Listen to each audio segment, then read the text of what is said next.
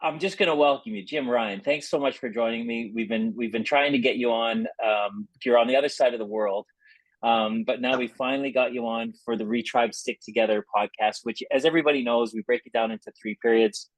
How you fell in love with the game in the first period, then we'll talk about Milton Keynes in the second period, and then your all the beautiful work you're doing now in the third period. So I'm going to get right to it, Jim. Okay, let's drop the puck and tell everybody your first introduction to the great game of ice hockey. Look, ice hockey for me, when I was a young kid, I'd gone skating with my mum, my aunt, and my cousins when I was about 9 or 10. Growing up in kind of 70s Scotland, I guess we'll probably put everything into context. Kind of, look, nothing changes in the world, but everything changes, but it's still pretty much the same, eh? Like growing up in the 70s in Scotland, like you watch TV and there's strikes, there's riots, there's all manner of stuff. Close at home in Scotland, well, across the water, you've got Northern Ireland, you've got all that kind of stuff. Close at home, you've got all that Catholic Protestant stuff, you've got the football hooligans. So really, I think your parents back then, like they were interested, but they were more standoffish, like kind of, you're pretty much kicked up the arse and left to go out with it. But they were still looking for things that you could do that would actually be constructive and keep you out of trouble. And I think that's really what taking me down to the ice rink with my cousins was about. It's about taking me down to the rink, giving me something to do during the summer holidays. So I wasn't out for 8 hours of the day on a bike, on people's roofs, doing all manner of weird and wonderful stuff. I think that's really what it was all about. And where the hockey came in, my gran used to come around to our house every Friday night, and she'd saw a tiny little article in the local newspaper, and it was saying how that there was the junior club at the ice rink were looking for kids to come along. So I remember it was one Sunday morning. I can't remember if it was maybe like 8 o'clock, 9 o'clock, 7 o'clock in the morning. Turned up for this trial. There was about 6 or 7 new kids. And juniors back then was very different from how it is now. It was pretty much a case of junior is up until you're old enough that you either play for your first team or you F off. There's nothing else in between. So when I turned up that first morning, I was probably one of the last kids there. So I got given a left-handed stick. I'm right-handed, and it was a case of, this is the last stick we've got, buddy. There you go. Off you go. So out and about for a skate. But the juniors back then I was 10, and I was pretty much the youngest guy there. We would have guys who would be 16, 17 years old. So when you're a young kid in a room full of 14, 15, 16-year-olds, that can bring in a lot of insecurities because you're pretty much the butt of everybody's joke. So you find your defense mechanism. For me, it was being a cocky little prick and being cheeky back. Well, that can work until it doesn't work, because often that can backfire on you, and it often backfired on me. But yeah, hockey was a lot of fun. Air juniors played. I reckon hockey was all about the learning process at the beginning. That kind of going out, skating, finding your feet, learning to skate. My parents were great parents. We never wanted for anything, but back in the 70s, we never really had much.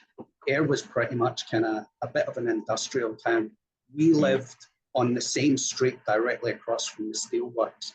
So we'd have hammers banging all night. And my dad worked at the steelworks. And then the steelworks back in the 80s, everybody got made unemployed, a bit of a recession. So often there was that kind of fear around about money, and often that kind of things were hard, so we didn't have much. An example, there was a kid that I played hockey with. His nickname was Bedspread. His dad had made him a kit out of the stuffing of an old mattress, and that's how the kid got his nickname Bedspread. I don't reckon I ever had a roll of stick tape until I was about 16 years old. Like, it was always kind of borrowing a bit here or there from someone else. But hockey was great. We had a great coach, a guy called Jimmy Miller, Muggsy. Muggsy had been involved with the old Air Browns from the 60s through the 70s. So lovely guy, did a lot of good work outside the hockey as well. And he was the one that kind of instilled that love of hockey within me. So hockey at Ayr was really good. Like, because we never had much money, like, we'd go and watch the senior team, but we'd go in the break between the second and third period, because the lady that worked on the desk would disappear after that point and people could go in for free. So there was all these families waiting outside. So I reckon back then the rink probably swelled in numbers after the third period when everybody just went in. We got the chance to go in for free. I became an ice boy at the rink. That meant, because Ayr never had a Zamboni, so I would skate around with scrapers during the winter and we'd scrape off the ice between the periods, or we'd use squeegees and we'd scrape off the water, depending on what season it was, depending what surface you were taking off. And that got us into the rink for free. And we got a hot drink as well when we did that. And I reckon, from my point of view, that was the best thing that could ever have happened. It kept me out of trouble, and it really helped me improve my skate. So I reckon my first taste of kind of proper hockey was we had some imports. Paul Bedard, Kevin Murphy, Derek Watt, and then the season after we had a guy called Jim Gauthier. And this was kind of round about the time that hockey really picked up in Britain. This was the start of the Roy Halpin era. All these guys coming over that really were the next level kind of hockey players, that just the game was on TV. It was kind of coming into those, what I think may have been the glory years, but I'm not involved anymore, so I don't know too much about it. But we used to get some of them coming down and coaching. Playing for Ayr Juniors, because there was no league, we hardly had a game, Everything was all practicing. We might have got the odd game here or there, like going up to Glasgow at 6 in the morning, or the odd tournament. We had a lot of good young kids, guys that came out of that. We had a guy like Rob Henderson, he ended up at Slough. Colin McCarthy was our goalie. He ended up going across to Canada, coming back. He played Super League for the Ayr team. Tommy Plummer came to us originally. I don't know if you know Tommy, but I think from memory, Tommy was a goalie when he first started off. But he came over because he liked football. Like, wasn't that his first? Didn't he have some trials with Ayr, like one of the football teams up there? Like, he had family in Ayr, so I think he came across for that, and like that was part and parcel of kind of that whole thing, like why he found Ayr. And it's funny because Tommy used to wear this black leather jacket that was all painted up like the front of a Damned album. And the Damned are a punk band. And for me, pretty much, my hockey career wasn't just based on hockey, but music actually played a big part of it. Like, kind of music not only influenced me pretty much kind of on the ice, but I'll get to the story later, but I actually went to Milton Keynes because there was going to be an indie music festival there. That was part of the deciding factors on me going to Milton Keynes. So playing at Ayr, we didn't get much games. And I remember around about 13, 14, I was going out and getting the chance to train in the morning with the imports because they had some extra ice time. And the school teachers in Scotland at that time, there was a teaching strike. And what they did was they had some kind of deal that if they went on strike on a Monday and Friday, but went and got paid for Tuesday, Wednesday, Thursday, they got paid for the full week. So we had all these months of having this time off school. But I hated school. I was rubbish at it. It wasn't my thing. So I ended up saying, fuck it. And I went on strike Tuesday, Wednesday, and Thursday. So I'd be down the rink 5 days a week training with the imports and any other British guys that came along.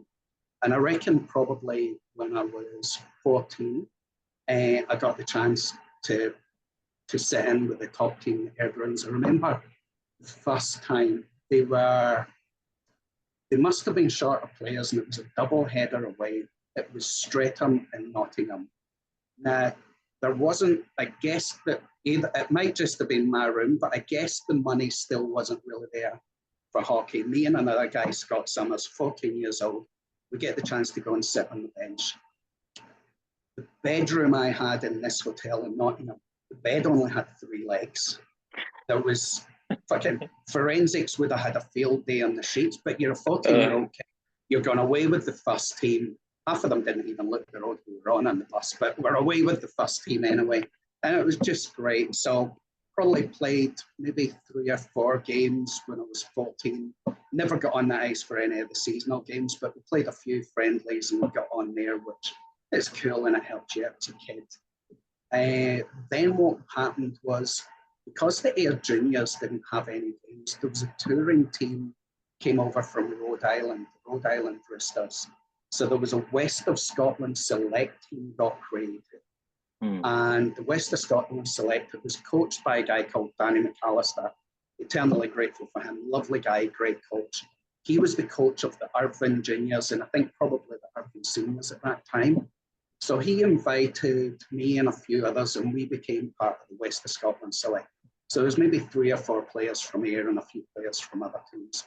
And what happened after that was, because Ayr didn't get much games, Irvine started inviting Ayr Juniors to come along and play for them whenever they had games, and they had more games than we did, so that was great.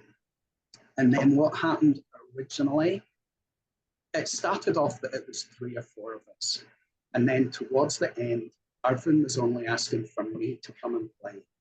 Now, with hockey juniors, my parents weren't involved in the club, but other kids' parents were.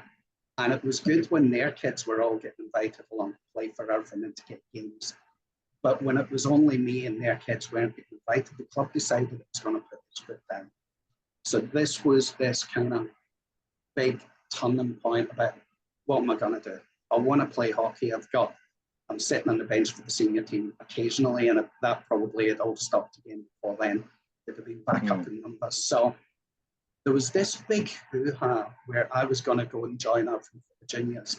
And as I say, hockey was beginning to get a bit more money into it and stuff.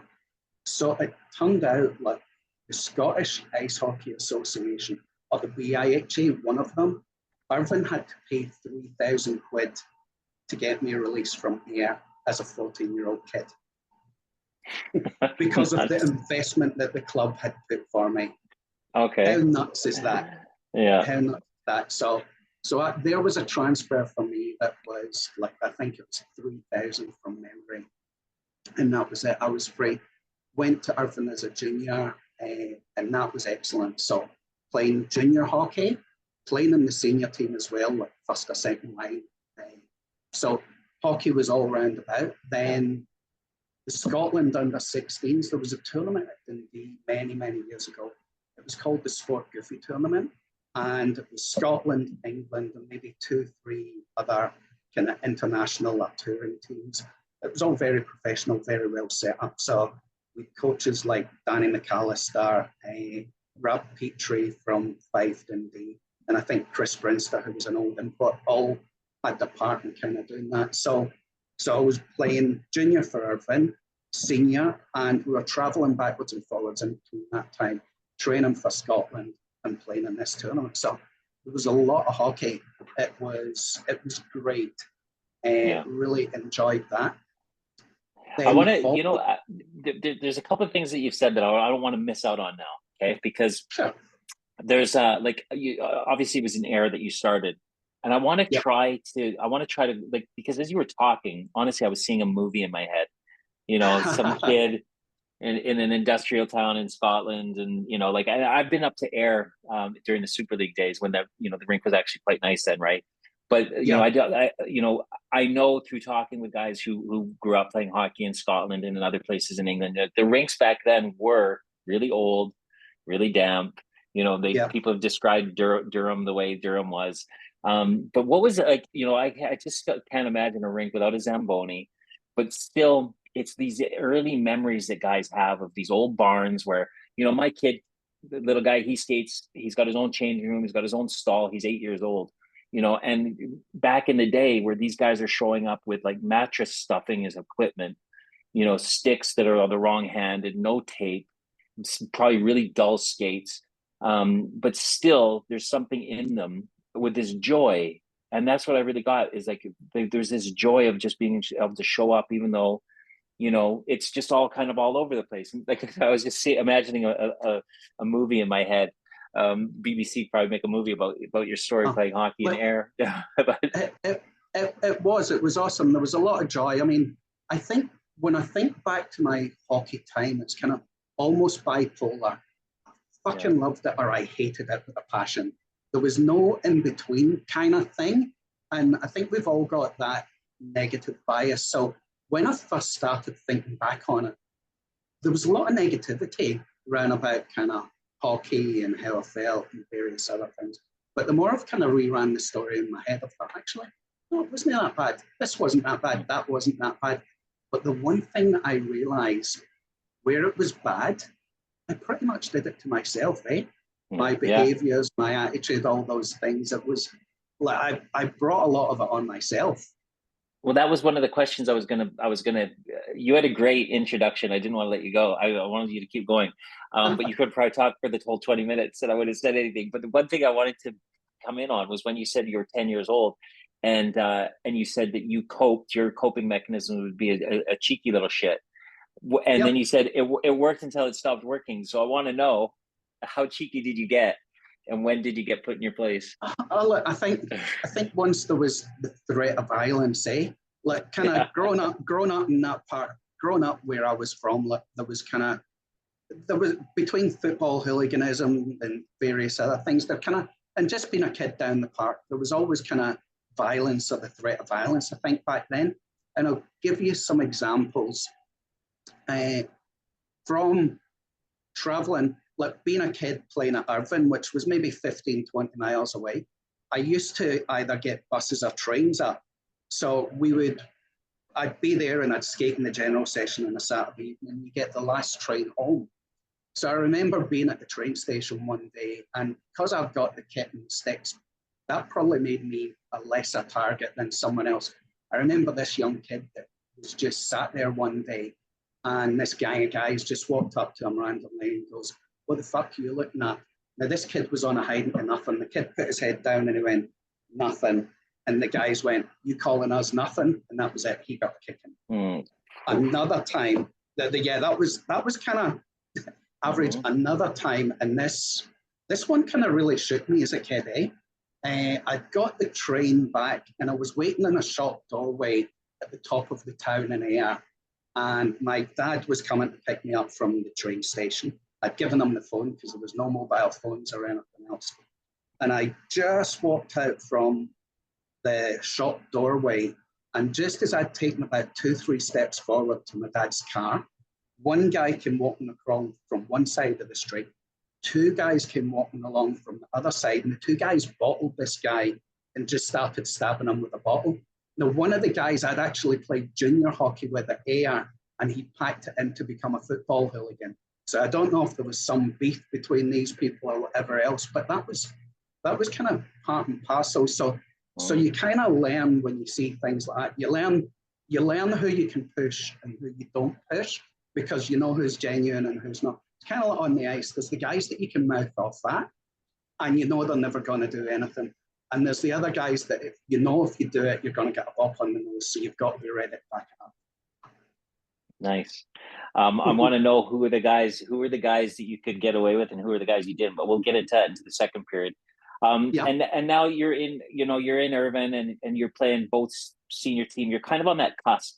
When was it that you knew that you wanted to go, do you know what? I've been loving this game since I was 10. Now it's time for me to kind of step it up a gear. And when did you kind of start going, oh, I can actually start doing this now and make a regular thing and even make a bit of money out of it? Pure luck. There was never any intention, never any hope, never any realization that I could potentially do that. So I think with Irvine, we'd won the Scottish First Division, I think. I had a look at fandom because a lot of these memories are a little bit vague. They're all 30, 40 years old. Yeah. So I saw that we'd won, but what had actually happened? So there was a guy who used to manage or be involved in the management of the Ayr Ice rink, Ayr Ice hockey team.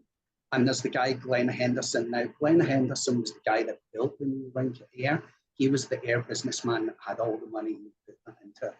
So playing at Irvine, we were approached by this guy, George Richmond and Glenn Henderson, and they says, look, guys, we want you to go into the English First Division next year. We'll back you, we'll get you imports, and we'll do all of that kind of stuff. That was a great idea on plan, and that's what we did. We joined up. We got 3 imports. We got a guy called Kent Davis, Dan Orme, and a guy called Blair Hiddleston. They came across to Irvine as our imports. But very quickly, the people that had said, you should go and do this, this will be great, disappeared and pissed off. So we were left in the English First Division, or the British First Division, with no money, with no training, with no funds. I think Dan Orme, because there was no wages as such, ended up going and playing maybe for Sunderland or something like that. But we were reliant, we're traveling like from Irvine all the way down to Southampton and stuff like that. And we were reliant on the council loaning us minivans. We got a minivan to stick the kit in and a minivan that we all squeezed into. And that was pretty much it. We would travel around about the UK weekends away and we would get absolutely humped. We would get beat, like the scores against us. I think Lee Valley recorded the highest ever score. It was like 34-5 or something like that. And I think we maybe won 4 or 5 games throughout the season. But it was a real struggle. But it was camaraderie. Like the Irvine team was a real good bunch of people. At Irvine, like I had 3 cousins that all played on the Irvine team. I had my mates from the team Scotland. So we all really got on really well. So it was great fun. But we'd travel to teams and the fans would have a whip round, put a bucket collection, and that might have been how we got the money enough to get the petrol to get back home. We could have been living in some of those towns. So for us, it was kind of, it was great. And actually, traveling to one of the Irvine games, we speak about violence. Traveling to one of the Irvine games, I actually probably had the biggest kick in my life. And it turned out it was actually Fife Flyers fans. Oh no! So we had this was just another everyday tale of life. We'd stopped off at this service station, and me being only like 15, 16, me and the goalie from the team, we'd gone to the amusement arcade part of it. So the goalie of the team was a guy called Richard Copeland. Richard was about 6'2", shocking head of ginger hair and glasses. So he was kind of like a bully's target from that point of view when there's a gang of people around about. All the rest of the guys all went in for food. Well, this was back in the early 80s, and Richard's got himself the new headphones and he's listening to his music. Well, I'm standing there with Richard watching him play this game. This bunch of guys come in and they start taking piss at him. Now that I'm a little bit wiser, I realise I could probably have kept my mouth shut. But I decided that I was going to stick up for my mate. So I get jumped by all of these guys and they end up kicking the shit out of me on the floor. I still don't know if Richard even knew that that was happening. He was that absorbed in his game with his fucking headphones. I went running back through and got the rest of the team. And my elder cousin, a guy called Biff McKinnon, Ronnie McKinnon, salt of the earth, but rough as fuck. Biff come running through with the rest of the team and knocked this guy out, Sparko, that was the main ringleader. Broke about 3 teeth. So if there's any Fife fans out there missing teeth, I hope it hurt. But on the other side, I remember my head at the side, because I put my arms up to protect myself. I remember my head being so swollen. I actually had to cut the padding out the side of my helmet because I couldn't get it on. That's amazing. And that was just one of those things back in those days, those times you just rush off and then you go backwards and forwards and you play your game, and it's just shits and giggles with your mates, and I'd still wonder to this day if Richard ever knew that happened. I know, but it's the funny turning, that, one of your kickings doesn't happen on the ice. But we're gonna wrap up the first period, Jim, and because that's a good introduction to how you fell in love with hockey, and getting it kicking off the ice by some Fife fans. But that's what we're gonna move more into when you start taking this thing, to the next level, and eventually you end up in Milton Keynes. But in this intermission, like I've always asked guys. Oh, let me stop the clock. I always ask guys what their routine was in between intermissions, and it goes back to our days when guys were actually going outside for a cigarette and a coffee, to people doing meditation and stretching and getting on the bike. So, what was your intermission routine? What did you get up to? Look, generally it would be sitting having a laugh with people around about me. Someone would be getting the piss taken out of them. Someone would be having a laugh or a joke. It was generally all very light-hearted. I think the pressure came, and it became a bit more serious once we started getting some money involved in the ice hockey. But generally, I remember it just being fun times, like changing rooms. Even now, like playing hockey, I could turn up, sit in the changing room with my mates, have them go out and play the game, and then have them come back in and have another laugh and a joke. It's all about that kind of changing room banter and everything else. Yeah, some of those things we can't repeat. But I do. My funniest memories. There was a couple of guys on my team. Matt Brennan and Stuart McIntosh, and they would just get up to this stuff, and we would literally just all sit around and watch them as they just took the piss out of each other, and that was the entertainment. And we go, "Hey guys, we got to go back out and play the second period or the third period." But I love those as early memories of that changing room banter. It's just never can be replaced. Yeah, there's a lot of things that you witness that stay with you forever, in a good and a bad way. This is a hockey podcast for hockey players only, so you can push the boundaries a little bit, but probably one of the funniest things, I won't mention the names to protect anonymity, but I remember once, and it just had me pissing myself. One of our players was going towards the showers, and he must have been ready for a fart. So he bent over, pulled his ass cheeks apart, and let rip this fart. But right at the tail end of the fart, this little musket ball of shit shot out his ass, and it flew like a straight arrow all the way across the room until it reached the goalie's kit bag, in which case it dropped like a fucking stone and landed in the goalie's kit bag. That was among the many funny things. That's one of those things when I think back. Did he tell the goalie? Did he tell the goalie that he shit his bag? Believe me, goalies, the goalie knew, and he was not happy about it. Brilliant. Buddy, that's an awesome story. What a good way to go into the second period, because I want to know more about maybe some of the stuff that you got onto on the ice in terms of pissing people off, but also those times in Milton Keynes. So let's start the second period.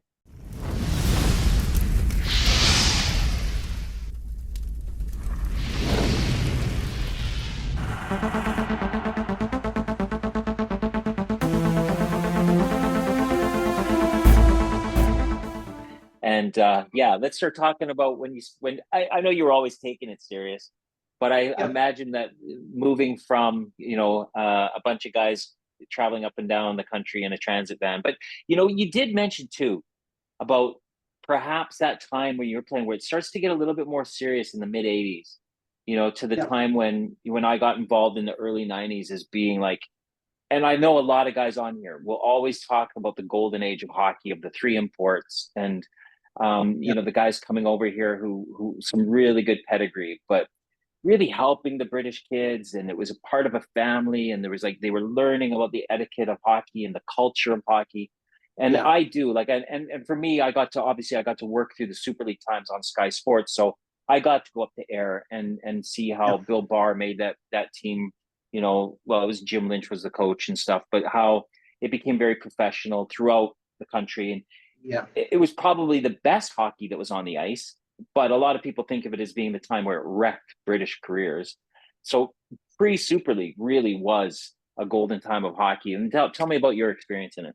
So look, for me, it was purely fortuitous. Gary Unger had been at Dundee before. Everybody knows Gary Unger and his legacy, absolutely awesome. But he had gone to Peterborough. And Peterborough was one of the teams that we had played. And I'd read in the Ice Hockey News Review about the Peterborough Pirates starting this youth training scheme. The youth training scheme is like a government, it was what apprenticeships became afterwards. Yeah. So we were up playing for Irvine against Peterborough, and I saw Gary before the game, and I went, "Tell me about this thing. I'm really quite interested." And he kind of non-committally, because he never saw me, went, "Okay, well, look, you go out and play the game. We'll keep an eye on you, and we'll see what we think." Well, I'd obviously done enough to impress, and then he came up to me at the end of the game and went, "Look, we've got a few things to do, and we'll get this sorted out." So I think it maybe took about 6 weeks before I had a kit bag, a bag of clothes, and a few sticks, and I was on a bus at 16 to Peterborough, and that was pretty much the kind of start of hockey getting serious. Peterborough was a different world to what I was used to in Scotland. Like, turn up there, and like one of the guys, Steve, was a manager of a hockey equipment store, the coach at that time, Steve Rattle. So like, you've got an equipment cupboard that is pretty much full of everything. I've got all this brand new equipment. What kind of skates do you want? What kind of sticks do you want? And I think that was probably the first time that I ever had a complete roll of leg tape and a complete roll of stick tape that was mine. Yeah. So did you say Steve Rattle was your equipment guy then? No, he was the coach. We had Andy French was the equipment manager. So Andy French, that's high up in the GB block. He was our equipment manager back then. So I think it was probably Andy that took me into the cupboard and went, "What do you need? What do you want?" What do you need? It's like, yeah, I'll have a pair of Douse 501s. I'd been using all manner of skates up until that point, and it was, I'll pick the fucking dearest. And that's what I did. And it was like, yeah, no bother. And that was it. The skates came, the equipment was there, and it was just a different world. Even the guys, like the guys in the room, like great atmosphere. The YTS had been going for a little while. There was Carl Strickland, Mark Lowe, and a guy called Lee Barley, Colin Mason, and a guy called Paul Sangster, Paul something along those lines. Colin and Paul, they were more B-team players, but the other four of us pretty much trained with the main team. We'd be on the ice 5 mornings, and it was awesome. Like, I remember the first practice, going out, and I hadn't even done 3 laps, and I'm out there, I'm looking, there's Gary Unger, there's Todd Bidner, there's Doug McEwen, there's all these British guys. And I remember some guy, one of the senior guys, coming up to me and saying, "Hey, you look pretty big and pretty tough." He says, "If you ever fancy having a go, just give me a shout, and do you want to go now?" And I'm thinking, fuck me, I'm on my first train and I haven't even done my 3rd lap, and I'm getting called out. And it was, I guess that's... Who called you out? Who was it? Calling me out. But I think... Who called you out? Sure, what's that? Who was it that called you out? I'm not going into details, but a nice guy who I'm very good friends with. But I think hockey's very much a case sometimes of take one and pass it on. You get initiated as a kid. So some kid coming through, you do that. And I think it's that learned behavior, that learned culture that kind of, sometimes we have these things and we think that that's maybe the way that it should be done because it happened to us. Maybe not, but I suspect that. But yeah, that first year, it was great. Like, first year playing with the Pirates, we pretty much romped that league. There was only a few teams that really gave us any trouble. During that season, got Great Britain trials for the under-18s, and that was excellent. So Great Britain trials, before I'm due to go, I get called into the YTS office, and they say, "Oh, you've got this Great Britain trial. Here's your travel expenses." Oh, that's great, thank you. Travel all the way to Billingham The British Ice Hockey Association goes, thanks for coming to Billingham. Here's your travel expenses. Well, I've been living on 29 quid a week for a long while. The travel expenses were more than my wages. I reckon I must have got about 6 or 7 trips out of them where I got double bubble on it. Nice. I'm sure the BIHA don't want that money back now, but thank you guys. Yeah. I don't think anyone's going to come after you now. I think it's past the date. Yeah. I reckon I'm past that. But that Great Britain trip was awesome as well, because we were playing up in the French Alps and we weren't doing that well. We were kind of doing average. I was in a room with Warren Ross and with a young guy called Adrian. Now, Adrian was very much the small, quiet guy, lovely guy, good little hockey player. I think he actually packed hockey in to become a professional violinist. That was his kind of nature, soft, gentle, quiet guy. So a few of us, me, Warren Ross, and a few other people decided that to G the team up against Italy, we would create this story that what happened was the Italians had cornered Adrian and they'd given them a little bit of a slapping. So we called all the team up to our room that night. We're up on the balcony, up high. We tell the team, right guys, Adrian's had this. Well, a couple of the guys were hanging out the window. One of the guys was a kid called Paul Hannon. Paul Hannon looked out the window and goes, that's the fuckers down there. Hawks up this great big gob and lobs it right down on them. So the Italian team comes running upstairs. So we've got this pitch battle in the hallway. We've got a young kid, a guy called Wayne Dunn. Do you remember back before there was these cards that we would put in doors? You would get a key and often it would have a big heavy weight so you didn't lose it. So Wayne Dunn's running about bonking all these Italian guys on the head with this. We've got management breaking it up and we've got all manner of other stuff. All because we've created this fictitious story to try and G everybody up. But to be fair, it worked. I reckon, I don't remember many scores, but I know that that score ended up as 3-all. Nice. So that did the job. But yeah, there was that. We won the league that season. We ended up traveling as a treat. We all traveled to Belgium, and had a couple of games over there. So a completely different world from what I came from as a junior in Scotland and with everything. You've got all this. I stayed with a guy called Pete Gamble. I know Jason was on with his story, and that was horrible to hear that. But my experience has been very different. I'd stayed with a guy called Pete Gamble and his wife, he was the manager of the team. From there, I'd moved into a house with Doug McHugh and his partner. So that first season was really good, and we got promoted to the Premier Division. The club got rid of Doug, and there was not many changes. The team was still fairly settled, but we got another guy called Jim McTaggart in, and Jim McTaggart had played with the Washington Capitals. Big, tough, strong guy. And I don't know what happened, why they picked me, because Stripple was an awesome player, Carl Strickland. I don't know why they picked me, but I got put back on defence with Jim McTaggart on the first line. And for me, that was kind of really that baptism of fire, but the confidence really got built up. Like that chance to play first line and various other things. So that we weren't as successful that season as we should have been, and there was a lot of pressure on the management. I think Gary Unger might have taken over as coach during that season, if not at the beginning.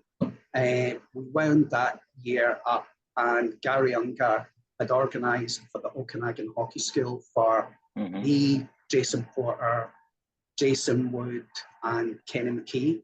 We'd all gone over there and worked at the hockey school. Jim McTaggart had connections with the Seattle Thunderbirds in the WHL. So he'd been speaking to someone about me over there. And while I was at the Okanagan Hockey School, a scout had come over. And this scout guy was absolutely awesome himself. He came up and he says, look, I'm here to scout you. I think you could go along to the camp. You're good enough to put you in the camp. This was a guy called Floyd Whitney. The Floyd Whitney's story was absolutely awesome. He was the backup goalie for the Oilers, not backup, but Do you know that kind of how they get a rep goalie to cover the NHL teams when everybody's away? So he was like the goalie for the Oilers, so he knew all the Oilers. He worked with the RCMP, and his sons were stick boys, but his son, the guy that I ended up staying in his room, was Ray Whitney, who went on and had like an extensive NHL career. So Floyd had all these stories, but I went along the Seattle tryout, and I was the shortest guy at camp. 17, 18. All these kids, there was like 15-year-old prospects coming up that were about 1.5 feet taller than me, that were actually bench pressing heavier weight than I was. That was the size of the people. They had 16 returning vets like Chris Joseph and various other people. So this was pretty much a kind of stacked team. And that was a really tough camp. I lasted about 3 days before some giant defenseman in a corner pushed down on his stick and flattened my AC joint. I couldn't lift my arm for the rest of it, so that was it. I got some pretty good feedback, but I was never going to make it. And then what happened was Floyd had said, look, I'm from a junior B place, Fort Saskatchewan. Why don't you come along, try out for this team?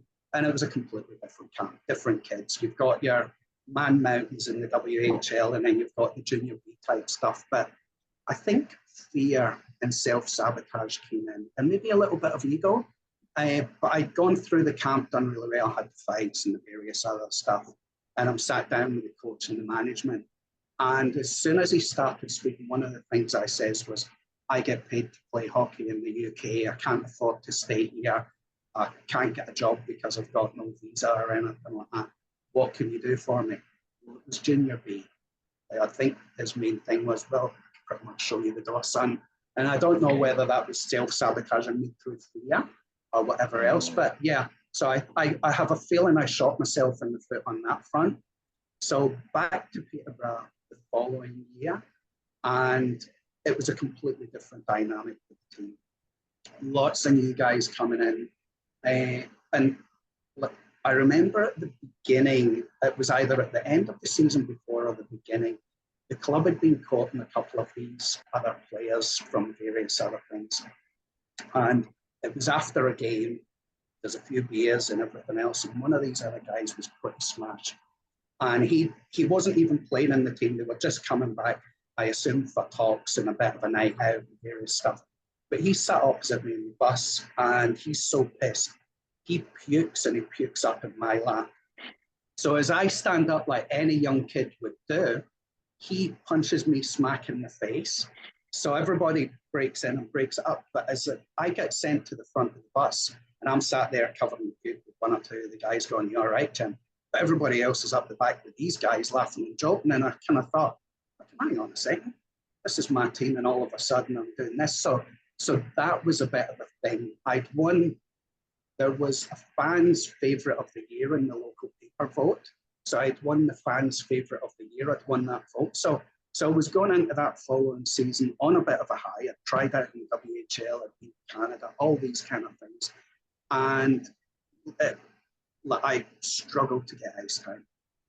And just nothing really going my way. The team dynamic, and I don't know if you've ever known it, or if you've ever felt it. Some teams you really feel you're part of, and other teams you're kind of just there. And I felt as though I was just there. The YTS was coming in. So there was feelings about insecurity. Like, what do I do? How do I get money? Because I've grown up seeing parents struggling for money through unemployment, through this other stuff. And so kind of what I did, I had a friend whose dad was a long distance lorry driver. So I'd get him to pick me up every now and then, and I'd come back to Ayr, visit my parents, but I'd bring my kit and I'd go out for a skate with the kind of red team or the first team, the second team, whatever. And Rocky Saginaw kid saw me there. So I eventually bit the bullet. I hadn't agreed anything. This was naivety on my part. I hadn't agreed anything, just says, yeah, look, I'm going to leave. Gary Unger said, kind of, don't run away, stay, do your stuff. And it's kind of funny, like, we create these coping mechanisms that work until they don't work again. And so with the Ayr, I had ran away to Irvine, and it was a real good move. But I had ran away because I wasn't happy with what was happening.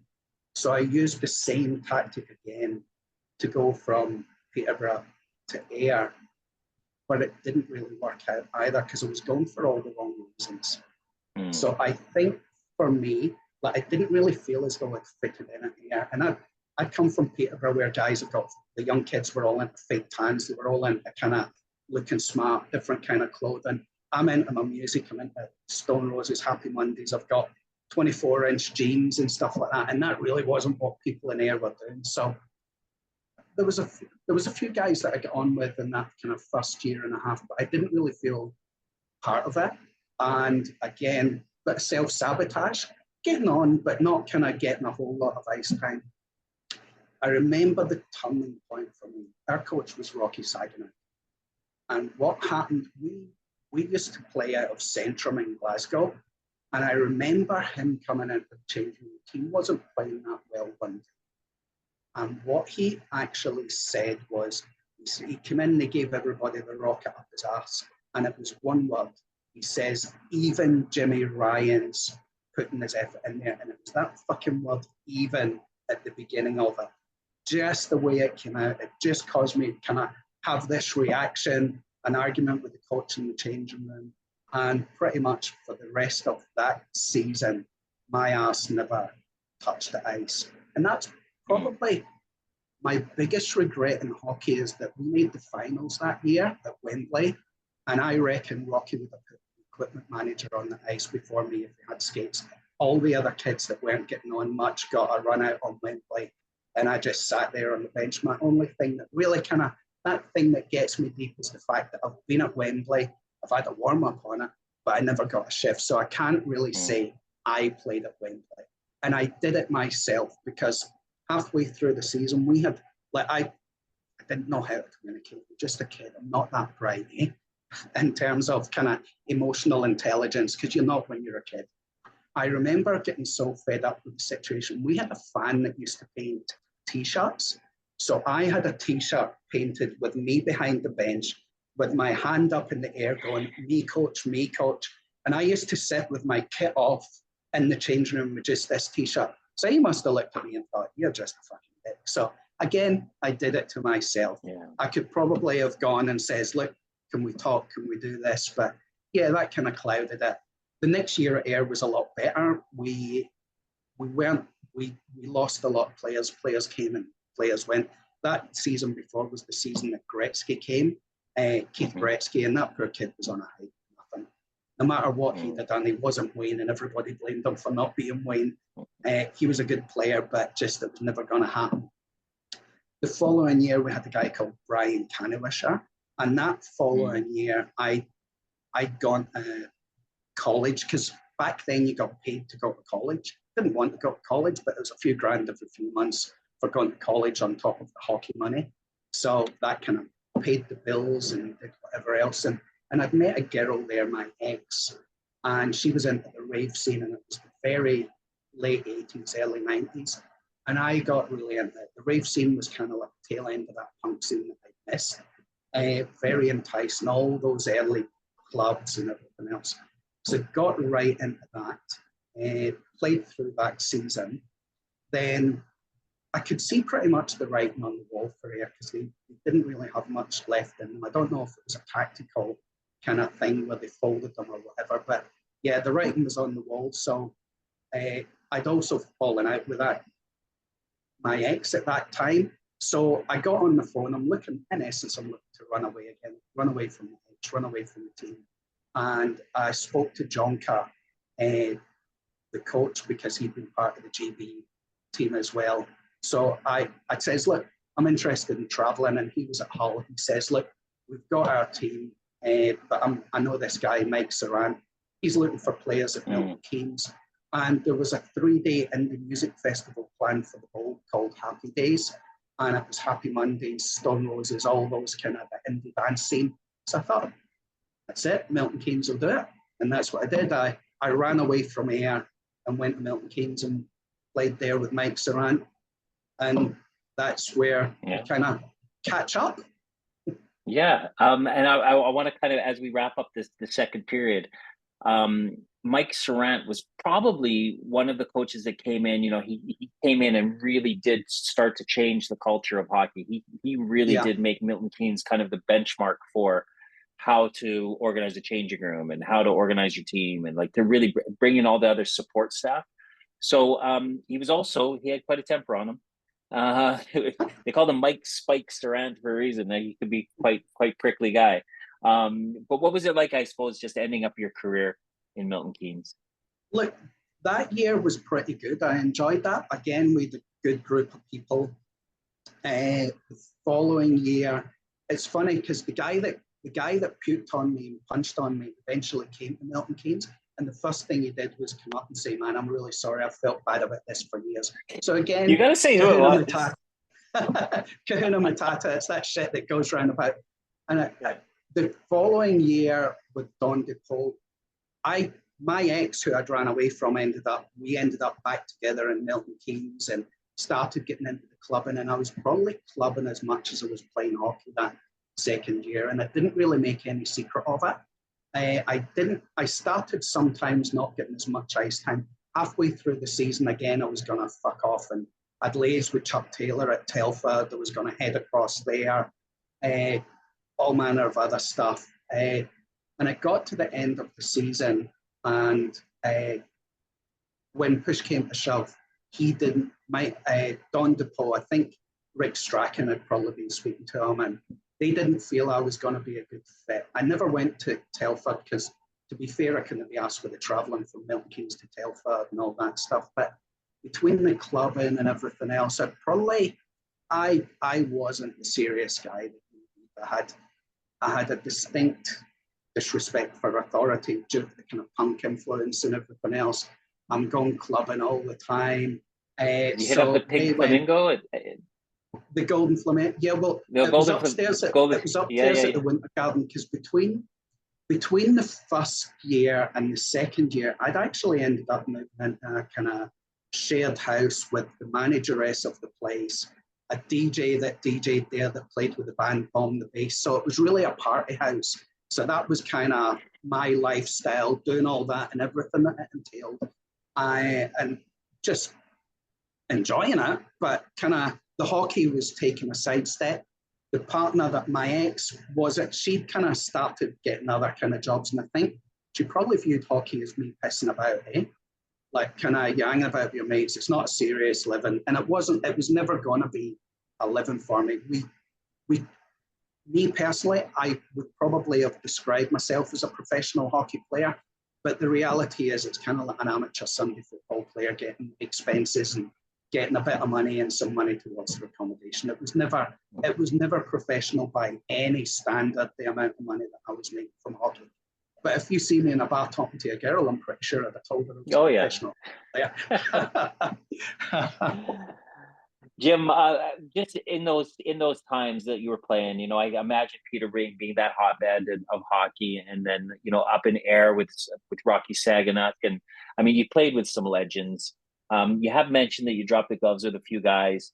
I'm just wondering if you could just give us in a minute, give us your highlights of playing hockey in the UK in those years. There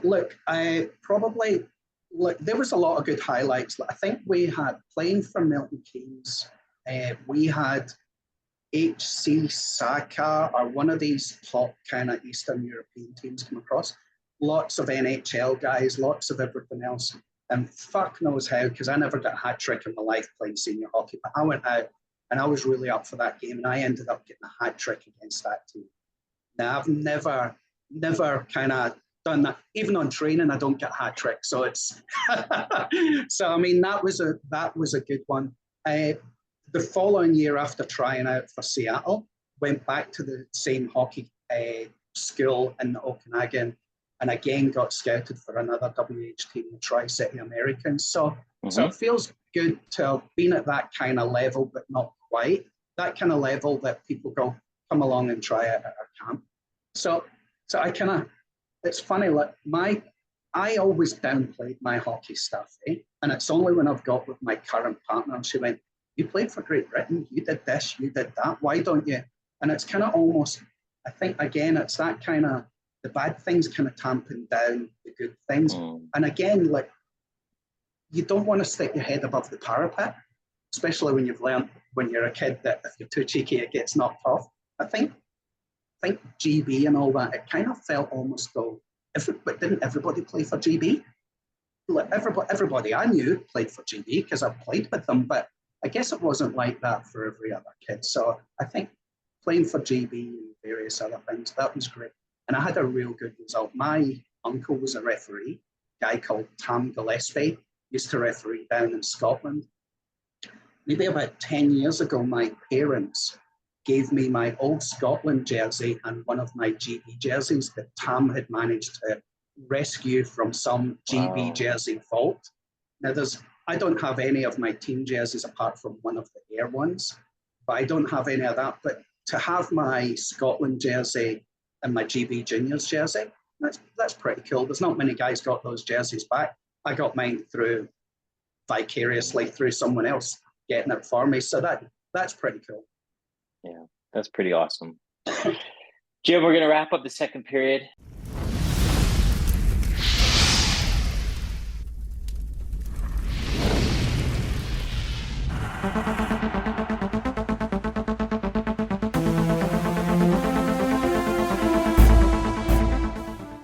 And I'm going to just go straight into the third and drop the puck for the last 20 minutes. Geez, why do I keep missing? Let's start the third period. And,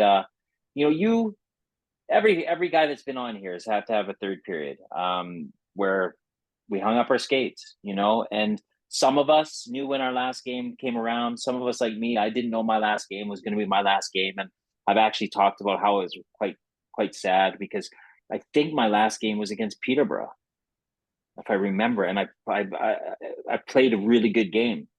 And I ended up with a goal and assist and a fight against Neil Lydiard, and who was a young kid at the time, and he was going at anybody, and I won the man of the match, but that was it, and I didn't know that was going to be my last game, and so it was kind of because I was working in TV and I was working in London, and I had this other life, and I had an ego too that was growing inside of an insecurity complex.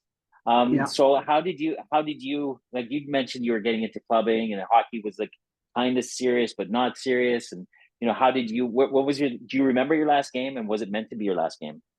Nah, I don't remember what the last game, but I remember part of the catalyst. We'd been playing earlier on in the season against Sheffield, and I took a really bad hit from behind, and I kind of went up and my head and neck banged against the board. So it must have been maybe a good few feet off the boards. And I got concussion. I was on the ice. I was kind of looking through like a prism. And I remember going back to the bench and the coach going, "You okay?" And going, "Yeah, I'm fine." And I wasn't fine. I was busting into tears on the bench. I could hardly skate. But we were all young, dumb, and full of cum. We didn't realize those consequences. So I played for the rest of that game. But that injury kind of shook me. But again, like compacting the upper thoracic, and I end up like taking no more than 2 weeks off and being back out and playing again, when really that's the kind of thing that with protocols, you should be away from the ice for a bit and doing various stuff. So I had that, but then it was when Don DePaul basically says, "Yeah, look, you're not going to be part of the team the next season." For me, the transition away from hockey wasn't that bad because I had something else to go to. So because the money wasn't that great, I used to work at gymnasiums and various other stuff, giving people fitness instruction. We used to have a guy come in that was a police officer, and he was in charge of the control rooms at one of the local stations. So I got really friendly with him and his mates, and they'd started coming to watch the hockey. And it was a real good kind of like friendship that we all had. And the hockey had quit, and he turned around and he says to me, "Look, we're looking for someone to come and work in the control room at this station." So someone who had a distinct dislike for authority and had spent all that time partying, there was no cause for it to join the police. So I did that for 3 years as a civilian in the control room. there had been, again, due to like various kind of austerity measures, there'd been a freeze on recruitment. And I had never, ever in my life even thought about joining the police. I remember telling my dad once that I was the first police officer in his side of the family. And he told his dad, and his dad says, yeah, but once we had 27 of them at the door 1 week to arrest you and your brother. So that was the kind of mentality and stuff. But Yeah. I joined and became a police officer in 1996. And because I'd had that 3.5 years of that 3 years in the civilian control room, I took to it like a duck to water. It was something that I found really natural. And yeah, I became a police officer in Milton Keynes. I'd been on drug teams and various other stuff. And like the police was pretty much the making of me. Like, with the hockey world, I was kind of this young kid doing what he wanted when he wanted, devil may care attitude. Like all of a sudden I was into the world of grown-ups and kind of consequences and various other things. So I got involved in the police, and I did 9 years in the UK. I'd gone through, like, done some undercover stuff, done various other stuff. And then South Australia police were recruiting in 2005. So I transferred across to South Australia. I was lucky enough to pass all the tests and exams, came across here. So really me being here in Australia is a direct consequence of stepping on the ice as that 10-year-old kid and being given a left-handed stick. If it wasn't for that, I would never be here. I'd probably be working in air. I wasn't academically minded back then. So it would have been a big leap for me to think that I would have been in the kind of environment that I am now, in the country that I am, with the partner that I've got, with everything else. So yeah, thank you very much, hockey. I owe you a big one. Yeah, like the guys that, I didn't play at the highest level. I wasn't the greatest hockey player, but everything that I look back in my life, I'm just so grateful for the things that we learn, how to talk to other men, how to fit in, how to be part of a team. And it all comes down to, stepping on that ice when we were kids, the things that we learned. And, I'm watching my 8-year-old right now, and, Zlín, where we are in the Czech Republic, is known for being like very strict and old school. And there's elements of it that I really dislike, but also what he's learning, I'm seeing the things that he's learning now. I get to see a reflection of what happened to me. It's really kind of cool to watch. Yeah. That he's learning about fitting in. He's learning about respect and discipline at a level that I'm like, God, no other sport does this, Yeah, and it's the connections that we make. Like I'm still friends on Facebook with my first coach's son. We've got all these guys with a shared experience from the UK, that we're all still part of the same groups. We all reach out. We all talk. Like, time and distance takes you apart, but when you sit down with your own mates, like people from Milton Keynes, like Jonka, Chris Anderson, and all these guys, when I sit down with those guys, it's like we've never been apart. It might be 5, 10, 15, 20 years later, but when you sit down with your old mates, particularly through hockey, it's like you just last saw each other yesterday. Yeah, it's beautiful. And it's brought us together, because I know, like, obviously, like Milton Keynes would have been a time, but we just miss each other of the game. But it's through, I guess, the beauty of Facebook and sharing our stories, sharing our challenges, that we started to talk, because I know that this third period for you has brought about some challenges. And you're a guy who's shares his experience, so I imagine it can help other people. But the third period is a challenging time of life, isn't it? Yeah, my dad, who's a very wise man, often said, well, he told me, he says, old age never comes alone, and it didn't. So I came to Adelaide in 2005 with my ex-wife, and funnily enough, it's the same one that I'd had since here, that was that on-off relationship. We came, in essence, moving here. It was kind of running away from stuff that had happened in Milton Keynes, and it was make or break and various other stuff. So again, that pattern of behavior that I'd had for a while. So came here 2005. We're due to have a kid in 2009. 2008, I get diagnosed with a degenerative neurological condition called essential tremor. And that really knocked me for six physically and mentally, because it's like, that's me trying to keep my hand steady. So it's a movement disorder that affects movement. It's an uncontrollable tremor. So all those things like eating, drinking, various other things, it makes it really challenging. And I grew up through the ice hockey, which is a very body conscious, confident in your own physical abilities. The police was very similar. So all of a sudden I've got that. I've got a kid that's due. So my mind's gone to worst case scenario. What if I can't tie their laces? What if everybody laughs at them? All manner of different stuff. 2011, my second kid is born. 2012, I'm diagnosed with a second degenerative neurological condition. So I've got two of these things. Being a police officer, I can go and work behind the scenes, but really it was such a struggle, and you can't be arresting people when you're shaking more than they are. So I do the old stay-at-home dad thing. I've got two young kids under 5. The first one goes to school, the second one goes to school, and once the second one went to school, my services to the family were no longer required. So kind of the marriage hit the skids in a very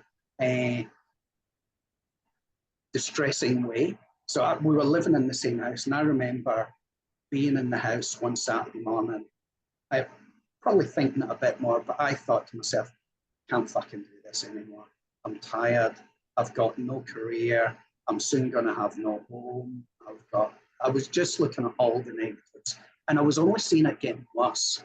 So I remember getting to a point one Saturday morning thinking, yeah, I'm fucking kill myself. I can't do this. There's nothing else for me. No. And I went through all these scenarios about how I could do it that wouldn't affect my children. That's how nuts the mentality had got to. And I'm thinking, right, how can and I remember driving down the beach and being in fucking tears and snot, pissing down my face. And I thought, this is fucking nuts. You've got to do something about this. So I drove to the doctor, and he correctly assessed that I had severe depression. I don't know what gave it away, but that's what he diagnosed me with. So the next kind of 5 to 6 months was a real period. I came to, through my disabilities, I tried lots of things. I tried medication. I tried all these weird and wonderful treatments. And I just found that everybody wanted my money. Nobody gave two fucks whether it worked. And lots of people were out there selling snake oil. So for me, I realized no one was coming to save me. So it was down to personal development. It was round to doing that inside out work on myself and really getting into personal development, reading lots, changing my attitude, changing my mentality. And being on the other side of the world meant that everybody in the UK, when I was wide awake at 2 in the morning, shitting myself with a £1.50, everybody else there is wide awake. And I remember having a conversation with my cousin's wife, Tommy McKinnon. I played with him at Irvine as well in part of the Scotland team. She's from Northern Ireland, she's from Scotland, but she has a folk centre in Northern Ireland. And Northern Ireland has the highest rate of suicide in the Western world because of all the troubles. And she does a lot of trauma recovery stuff and various other stuff. So she told me about float therapy. And during this kind of interim time, I'd met my partner, Jo, who came out of a marriage of her own, nothing like the marriage that I'd had, but came out of a marriage of her own, and she'd gone on her own personal development journey. So I've met someone else, and we both spent a bit of time. We understand about values, we understand about all this different stuff that I wasn't aware of prior to kind of starting out on that journey. But the big thing for me was jumping into a float tank was the first time that I had really felt that disconnection between the stress, the tremor, the physical conditions that I'd been feeling in my body, and the nothingness that it gave me. It was just like this kind of switch that just turned the volume down, reduced the anxiety, reduced all that stress. So she told me about that. This is my cousin's wife, and she told me about a thing called havening. Havening can remove fears, phobias, anxieties, or the after effect of trauma, and it changes the biology of the amygdala, and it can literally do it in one session. So with the benefits of the float stuff that she taught me, I'd gone out and I went to Melbourne, someone flew from the US, someone flew from the UK, and I'd done a course on havening as well to be actually a havening techniques practitioner. So for me, like I decided that when I come out of the marriage, I could either look for shitty jobs and be unfulfilled, unchallenged, and put all my money into a mortgage and have that kind of life where you're just fucking constantly battling to trudge through each day, or I could put my money into the business. And my new partner, Jill, gave me that inspiration. She gave me that kick up the ass, and she gave me that support to set up the business that we've got here, this business that we do, float therapy, havening, salt therapy, all science-based techniques. But and the reason that I did it was because I didn't want other people to feel as low and to go through the same shit that I've gone through. So my neurological condition has got worse. My mental health state, my physical states, there's things that I can do. With my neurological condition, the best thing for reducing the tremor is alcohol. And we all know the slippery slope that is. So the alcohol's kind of like 2, 3, 4 bottle of wine a night, and that reduces the tremor, and that gives me a degree of normality that I can eat my tea without fucking peas and everything flying across the room. I do the dry Julys just to prove to myself that I can. But I've got, basically there's a new neurological technique that's just been introduced and just been adopted here in Australia. It's called guided focused ultrasound. So at the beginning of October, I am registered. I travel across to Sydney, and they shoot sound waves through the skull, and they ablate a part of my thalamus on the left side, and that is going to knock out about 70 or 80% of tremor on my right side. And then 12 months later, I can go and get the other side. If I do them both at the same time, there's a risk that they can permanently knock out speech, knock out balance, and various other things. But if they knock those out when they just do one side, the neural pathways can reconnect, and that can then rewire the brain so that it's not a permanent thing. So side effects are there and risks are there, but do you know what? I'll be able to eat soup. Fuck. Dude, I know you told me you had a powerful story. You kind of just hit me with a sledgehammer, brother. Like that's some big stuff. You know, you took me on a journey there, and you know, you mentioned trauma, and you know, I'm sure people listen to this, they think about you being diagnosed with a neurological disorder will create some trauma. But in your journey, have you been able to trace your traumas back?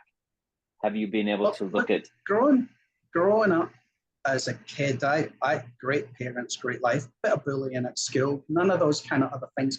And these are neurological conditions. So there are things that cause. The beauty of havening, I understand the microbiology of trauma now. So for a trauma, everybody goes, oh, I don't have trauma. Yeah, I don't. I've had stuff, but they kind of judge it like alcoholism, eh? Oh yeah, look, I drink a lot, but I don't drink as much as them. So they've got it much worse than me. It's not, I'm all right. And it's that kind of sliding scale with trauma. So for a trauma to encode, we need only 4 things. We need an event. Well, we have hundreds of events every day. So what is this event?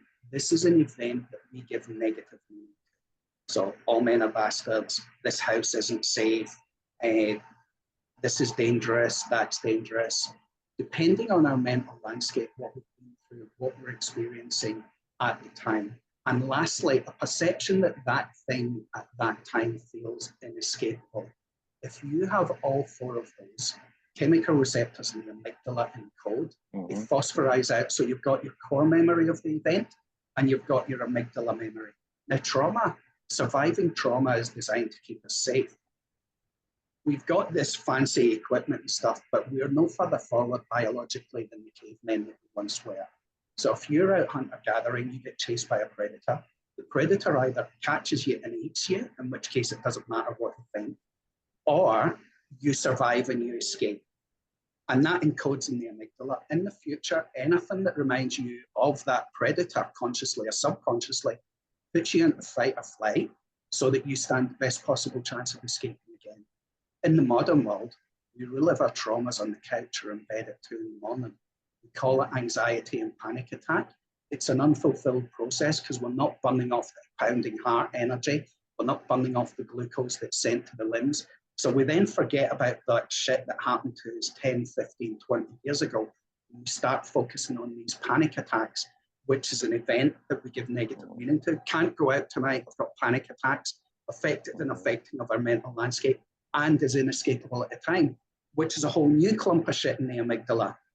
So havening uses touch and verbal distraction, and it dephosphorizes those. So I've literally had people who have been to see psychiatrists, psychologists, spent tens of thousands of dollars walking out after one session going, yeah, that's gone. Yeah. Laughing about some really serious things that happened to them. So that I feel honored that I'm able to share what someone else has created with other people and help people. Have you ever looked into Gabor Mate and his talks on trauma? Because I really love his definition as being, it's not the event, it's what's happened to your body as a result of the event and the dysregulation of the nervous system.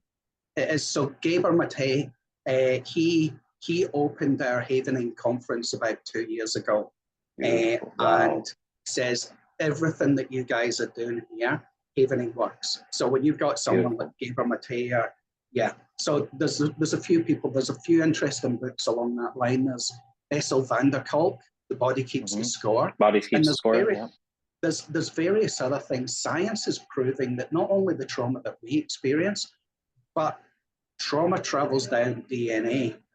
So it might not be our shit that we're feeling, but it makes us more reactive based on what actually happened. There's a few studies, and I can go into them if you're keen, or if you need to wrap stuff up, then we can do that. But yeah, there's a few studies that actually prove how that trauma passes down and enters the telomeres in different parts of the DNA and can make us reactive in the future. Yeah, known as intergenerational trauma, and what happened to my dad's happened to me, and I truly do believe it. And Jim, as you were just the last minute that you were talking, like I had the shiver, the shivers up the spine. Yeah. And for me and my journey of being able to listen to my body, that is when I'm hearing a truth. That's when I'm hearing something that's impactful, that is, where you really connect. And that I'm really hoping that there are people who listen to this who just become a little bit curious, because we're taught real men don't ask for help. Real men don't cry. Real men don't show weaknesses. This is trauma that is brought into us in those changing rooms in Ayr and the changing rooms in Saskatchewan, where those coaches really thought they were doing the right thing.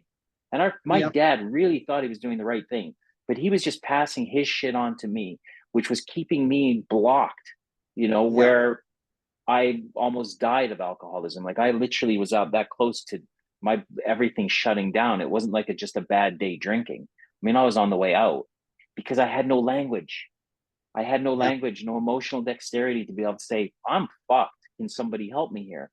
So that's why your story is so beautiful, man, because, people, you give so much hope, and you're inspiring me, man. I'm so grateful that you come on today.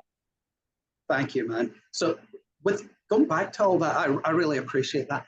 What happens is when we are young, we have problem A and we develop coping mechanism A. And it's the first solution that we find that works becomes that coping mechanism. And it works a treat for that problem. So if you're in a toxic household, maybe defensive rage is the thing, maybe withdrawing and not communicating is the thing, whichever it is, then you get problem B, but we only know coping mechanism A, and what the fucking treat before. So I'll use that again, and that's great. Yeah. But when you're like up at problem J, K, L, and your coping mechanism is withdrawal, well, if you're with a significant other and you need to communicate in the relationship, but your behavior that's kept you safe, your coping mechanism is to withdraw whenever emotions get high, that's not constructive to that situation. And it's all about finding out where are destructive, where are positive patterns. And it's about being aware. None of us are fucking perfect. We're all going to fuck up, and we're going to fuck up again and again and again, even if we mean it or if we don't mean it. But it's just that case of it's having that self-awareness, which I never had as a kid. My emotional intelligence was shit. It's only in the last, I think, maybe 10, 15 years, and probably maybe even just in the last 5, 6, 7 years since I started really the personal development, looking at all that fancy stuff that I thought was a load of bollocks. It's only really since I've started that I'm able to kind of stop myself at certain times and go, why are you doing this? Why did you say that? Why? And be able to pull myself back and not only recognize that, but go, actually, can we rewind this because I've just fucked up and I'm sorry. Yeah, beautiful. Listen, we're going to wrap up the third period, but I'm going to jump straight into an overtime. Okay. Sure. So there was a point where you said your kids had gone off to school and you felt that you were no longer of service.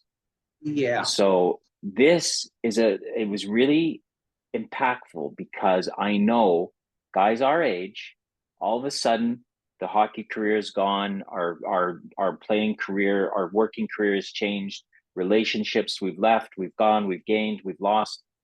But there's a point where the purpose in our lives is gone, and you said you were no longer of service. And I want to bring you back to that moment, of fuck, how did the emptiness of it's all gone to knowing that there might be somebody out here listening to this feeling that exactly. I was a hollow shell. I was so lonely. When you're 18 and you split up from your girlfriend, you've got 100 other mates that all want to go out on the lash. They want to go out and they want to bring you back into the fold. But when you're in your 40s, everybody's got their own shit. Everybody's caught up with everything that they're doing. So for me, that loneliness was probably just as bad as the disability, like that creeping loneliness. So I again, as part and parcel of this, what am I going to do? How am I going to break myself out of it? I thought, right, put embarrassment to the side and various other stuff. And I joined a group that has an app. It's called Meetup. And Meetup is all over the world. It's not a hookup type thing, but it's just people start groups. So there's groups to go out and have dinner. There's groups to go hill walking. You can start a group with your own interests yourself. So for me, it was kind of about slowly coming out of my shell, not being embarrassed about any trauma that people might have saw, all those things. And it was just about kind of getting out there and living. And it's pretty fucking hard when you're in the midst of depression and various other things. And with depression, talk to people. Don't hold it all in. Don't keep it to yourself. Go and sit with a mate, even if you don't say a word together and you just sit and stare at the times. Be out there, speak to people, let other people know your story. But also very important for me, when you're young, you blame everybody else for everything else that happens to you. Now that I'm older, I can realize I fucked up at here. I was the one that fucked up my career at Milton Keynes because I was doing this. Shift your mindset from that blaming, because I could have gone on and kind of blamed my ex for this and blamed my ex for that, but I looked at where my part in it was and various other things, and it was just about one day at a time, slowly kind of pulling myself back into the real world. And it doesn't come quickly, it doesn't happen overnight. Fortunately, meeting my partner and various other things was very beneficial to me. And I actually met her through a meetup thing at a pub one night. So the old-fashioned way, met her, got chatting, hit it off. So, like, it's easy when you're negative to see everything through that negative bias. But as much as the shit comes at us that we never saw coming, just around that corner could be something as well. Yeah. Beautiful way to end it, Jim Ryan. Thank you so much for joining me today. I appreciate you and your story, your experience, and how you are endeavoring to help others with this new found purpose in your life. So well done to you, man. Keep doing what you're doing, brother. Really enjoy that. Good. And thanks everybody for joining us for this Stick Together Retribe podcast with Jim Ryan. Don't forget to stay tuned for another episode coming soon. But from now until then, it's bye for now. See you later.